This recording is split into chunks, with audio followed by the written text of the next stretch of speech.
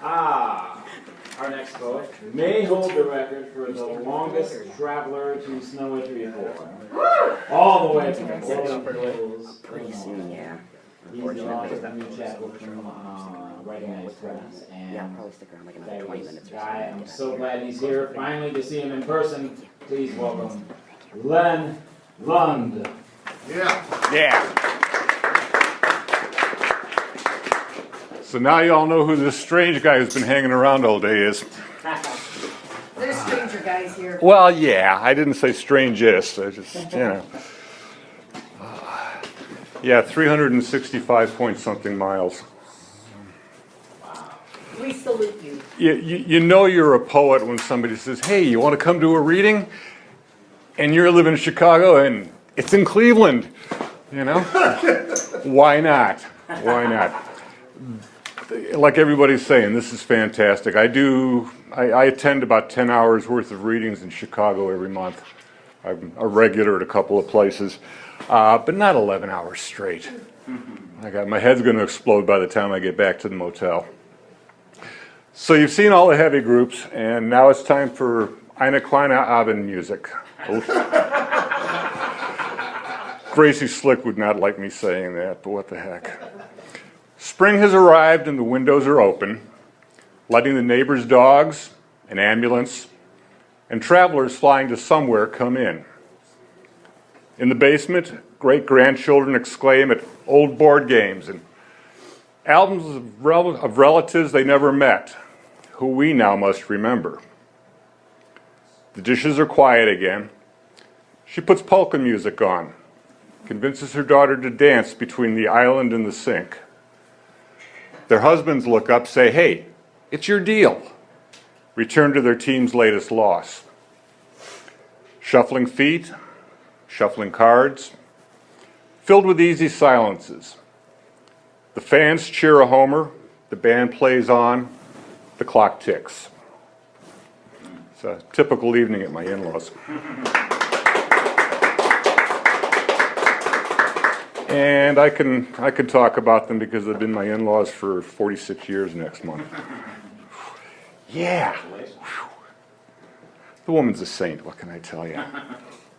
Okay, we get to the small print right now, so I got to take the glasses off. Deanna in the afternoon. Lying on their bed in the afternoon, she meant only to sleep the August heat away.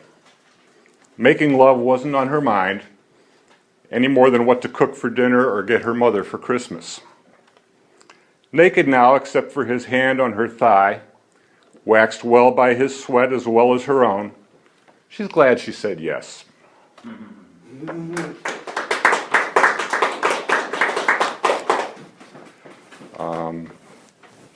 John appears, from what I see on Crisis Chronicles, to be a big fan of Frost and Dickinson. You'll forgive me, but I'm a big fan of Sandburg. There it is. Yeah, what can I tell you? Chicago. I started reading Sandburg in the high school library in '62 as an alternative to sitting in a study hall when I didn't have anything to study. So, Rereading Sandburg. There are stories born to be remembered, and young men read them on the train in the early morning while old men rock next to them, dreaming of youth.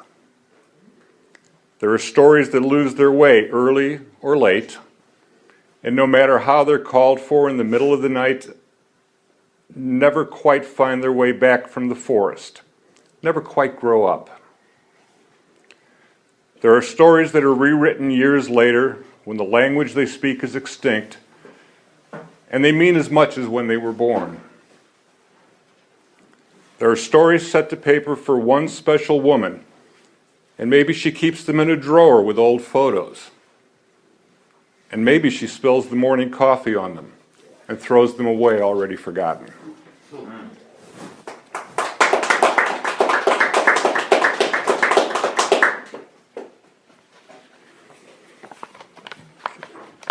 Kind of sorry Az had to leave. He's particularly fond of this one. It's the reason I chose to read it. It's called Railing at the Light. They speak of my drinking, but never my thirst. Then I will speak of it. though they fear the sound of my voice, of my tread, the thread of their being breaking with a rail at my lips. I was cast into life like any of them, expelled from the womb to cry around the blood, and after birth to change. And I was sucked into death and beyond, drained of what I was to cry out for blood and afterward be only the same. Bloodless, I thirst to briefly fill my veins again. Sated, I hunger for something, someone, anyone, to warm the emptiness. The ages blur in passing, but the hours, the nights, they crawl, stretching like my shadow at a door when clouds betray the moon. God, who might love me still as I love you or not, do I compound the blasphemy when I feel forsaken? I used to love the rising sun. That's my vampire poem. Okay, I'll give you two more things and then I'll let the next person have a turn. Just a little background on how this got written. My wife and I have been breeders of Bernese mountain dogs for the last 20 years. Big old Swiss farm dogs. Our male stands about yay high at the shoulder, 120 some pounds. And the worst thing about being a breeder is when a puppy dies, and there's not a thing you can do about it, and it's not even more than a couple days old. And while I was burying one of those misfortunate creatures, this sort of took root. It's called Elegy.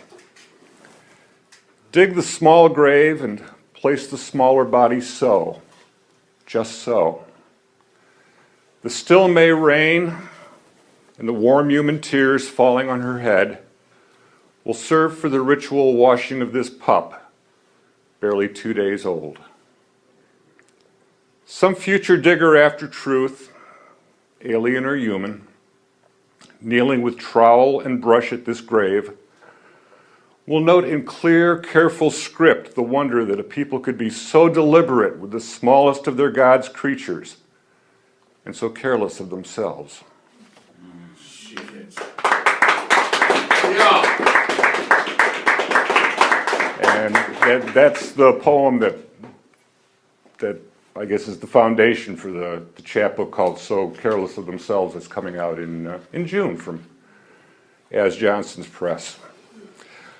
Okay, last but not least, Jazz Me. Start me deep with jungle rhythms. Add sugar canes, soils containing languages we'll learn to soon discard. Give me baptism by fires in the darkest of the night, and then escape with me while our others wallow, while our others follow missionary tracks and black motes noted on white sheets. We will fix on fusion. We will find the star stuff in each free improvisation. I will riff your body with my fingers, bring forth emanations with my lips, while you pluck counter notes and melodies to see us off this stage. Beyond percussive endings, deep in God.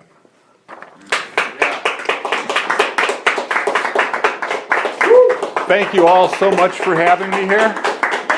Thank you, Len. And it's good to see you, my man. All right, brother. Thank you. No so tongues. much.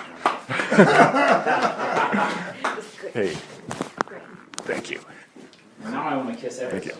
Now,